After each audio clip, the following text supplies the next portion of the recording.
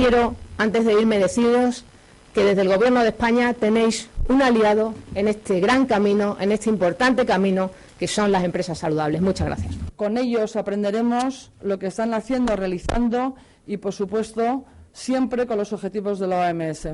Evelyn, thank you for coming, and it's a pleasure to be here with you. Thank you. Thank you very much, Sonia.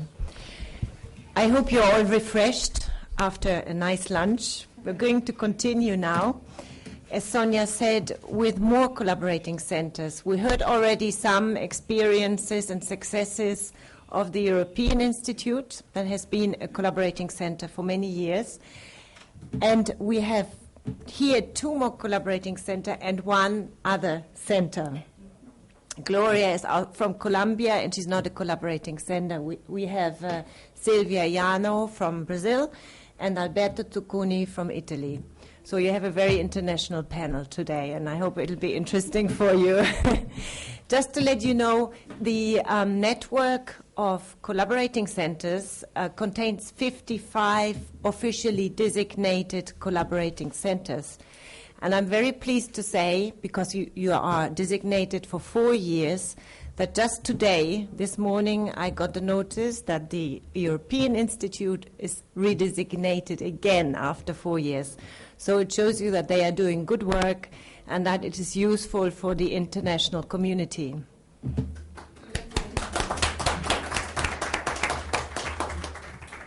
So I think we'll go to the first presentation now, Alberto Zucconi. And Alberto is going to talk about his institute, how they integrate the healthy workplace approach in their work. I prepare my presentation in English, and I hope you don't mind that because I don't speak your language. Thank you and congratulations to the Instituto Europeo, not only for being just renominated, but for this very interesting, I was very impressed, is a real contribution. I think we were talking at lunch, a remarkable contribution, so that's great. In the short time that I have, I'd like to introduce some of the things that we're doing in terms of our collaboration with World Health Organization in the field of protecting and promoting health, especially at the workplace. But we are in the field, in general, of helping people to promote change. And to help people to promote change in terms of getting in touch with how they construe their reality, their experience and their relationship with themselves, others, and the world. This is done with a scientifically formulated and validated approach that is been up to this year confirmed by research.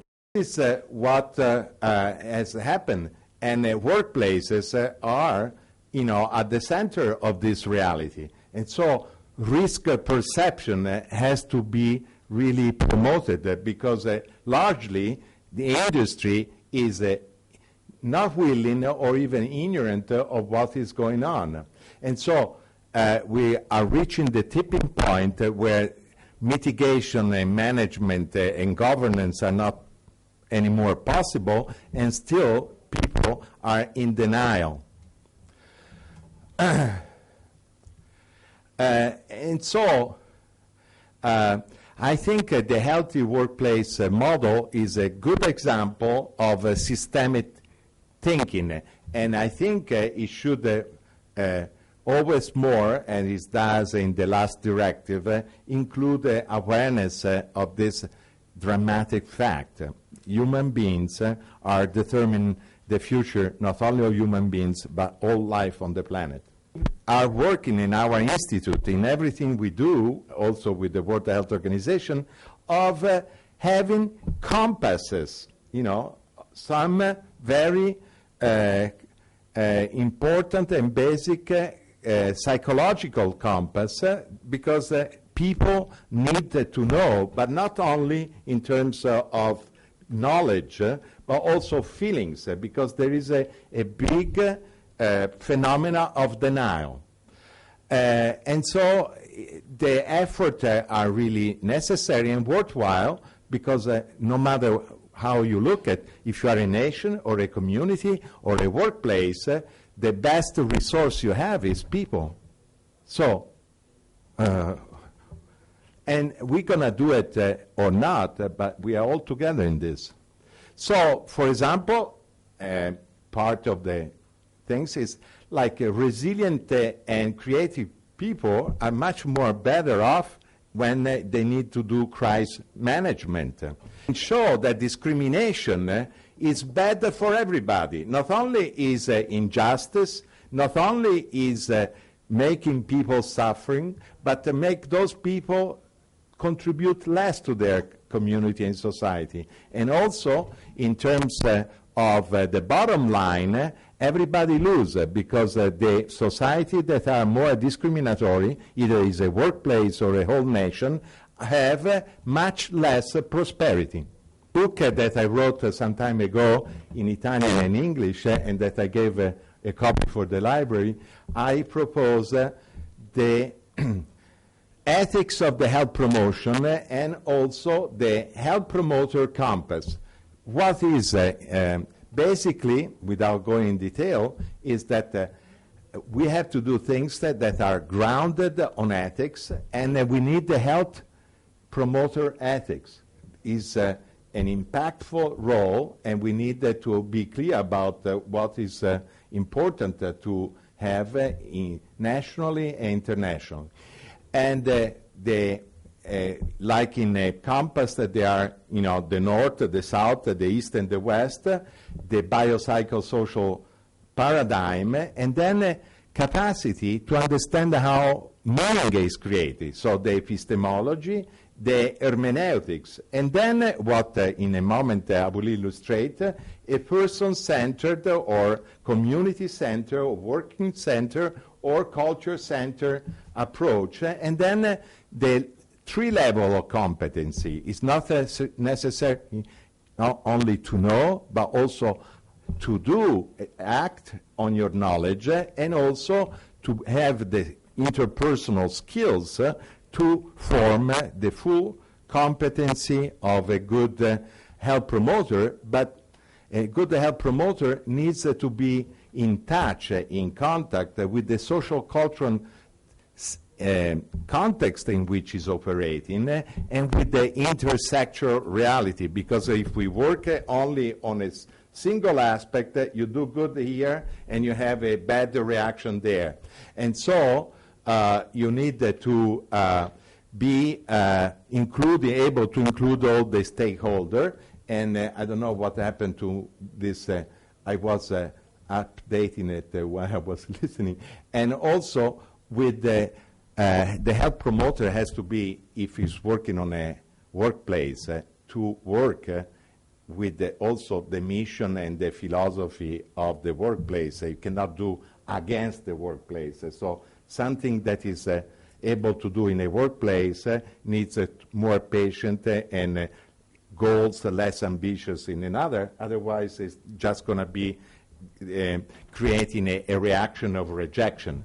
We did the research and produced a training program for workplace to see how discriminating older people is actually a losing proposition for everybody. Now, and we are also looking forward to people that want to translate in other languages. Translating is available in Italian and English. We're looking forward, and we're developing for women and other groups that are discriminated at work, like homosexuals and people with some physical or mental limitation.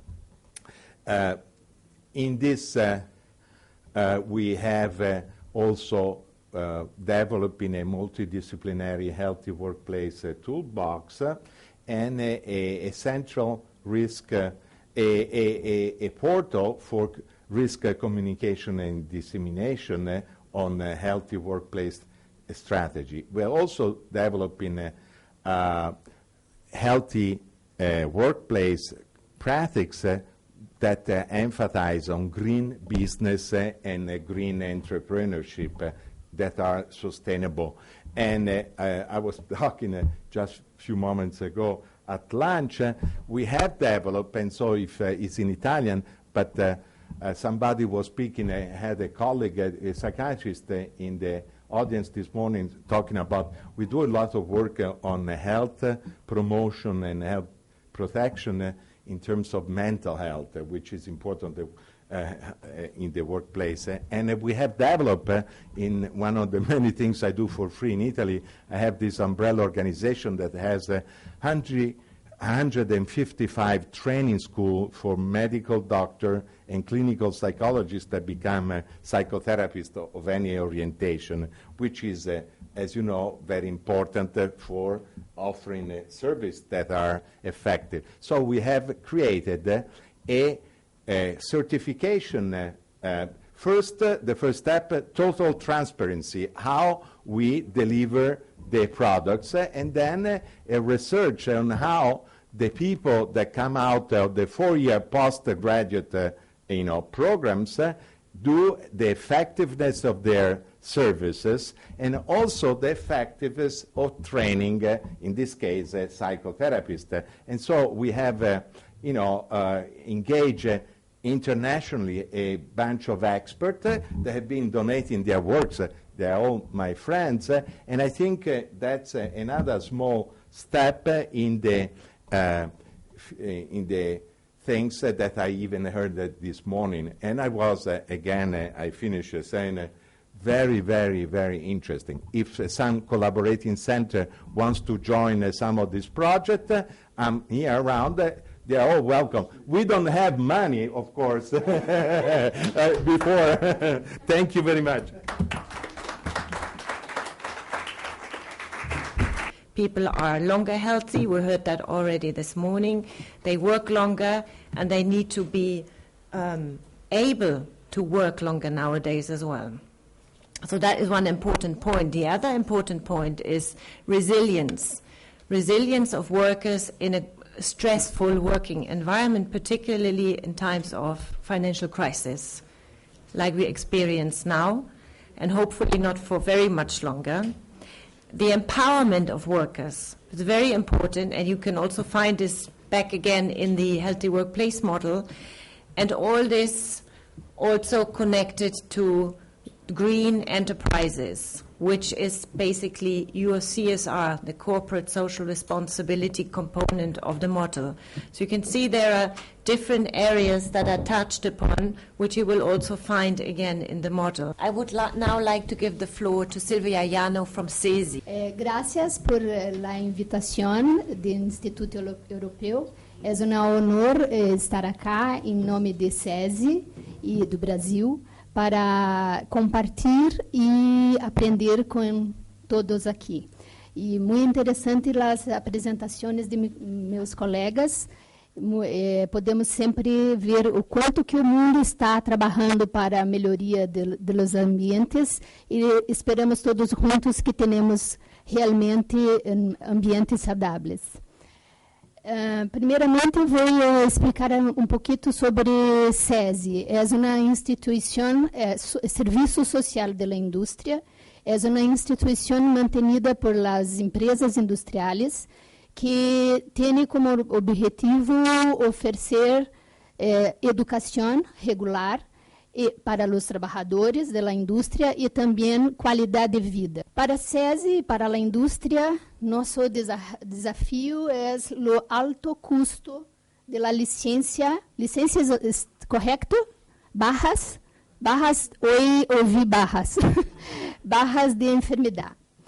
E por que temos isto como um desafio? Porque temos hoje no mundo a crise econômica e também uma grande crise em Brasil de profissionais. Portanto, todas as barras são muito impactantes para a empresa.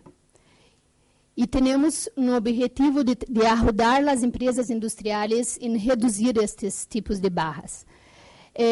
em relação ao absentismo causado por trabalho ou por causas do trabalho, como se pode ver acá, as principais causas de bajas por acidente de trabalho,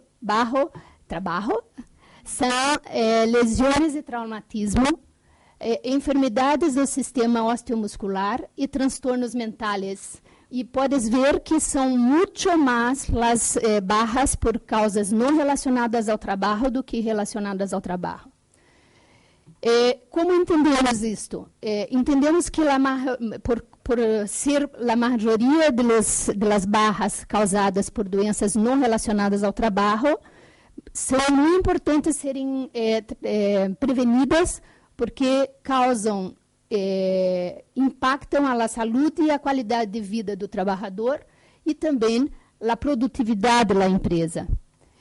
Em segundo lugar, temos as enfermidades que são agravadas com o trabalho, que também precisam ser atendidas. E no alto da pirâmide estão as causadas por trabalho.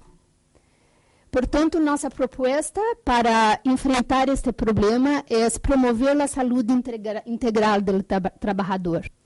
E estamos utilizando este modelo baseado em René Mendes, que é médico brasileiro, que coloca o modelo de espectro de resposta biológica. E coloca que a maioria dos problemas na base da pirâmide estão todos os problemas ligados ao estilo de vida que determinam os riscos à saúde, também nas exposições a riscos ocupacionais e condições de processos de trabalho, que são onde temos que colocar nosso grande esforço, recursos financeiros para prevenção. E, claro, temos que atuar em outros níveis, como quando o trabalhador já apresenta alterações de exames de laboratório e provas funcionais, sinais e sintomas detectados nas consultas clínicas e também as barras de curto prazo. De curto prazo para o Brasil é menos de 15 dias. E temos, então, adotando como primeiro lugar no modelo da OMS e entendemos e estimulamos as empresas para que desenvolvam suas atividades educativas e preventivas e assistenciais em las 4 vias de influência, como minha colega Evelyn mostrou hoje de manhã, em ambiente físico, ambiente psicossocial, recursos personais e participação em la comunidade. Muitas graças por escutar-me e poder compartilhar esta experiência com vocês. WHO's headquarters is in Geneva, Switzerland, and we have 6 regional offices in 6 regions of the world, in Africa, in the Americas, in Europe, in the Eastern Mediterranean, in Southeast Asia, and the Western Pacific. And we work very closely with all of these regions because we have regional advisors for occupational health in all of these regions. And it's very important that we always feed back with them and that they are fully involved in what we are also doing at headquarters, because most of this work should benefit the regions. Un buen trabajo es bueno para la salud. We all know this. El empleo está vinculado con mejor estado general de salud, bienestar y menos estrés psicológico. And you may know that in Europe, psychological stress, musculoskeletal disorders is right on top of all the surveys that we get. This is the problem, the top problems. At the 60th World Health Assembly in 2007, we passed a global plan of action for workers' health, which followed our global strategy on occupational health for all. It was time to do something else, not only have a strategy and work towards it very slowly, but we wanted a little bit more energy and impetus. So we developed this global plan of action.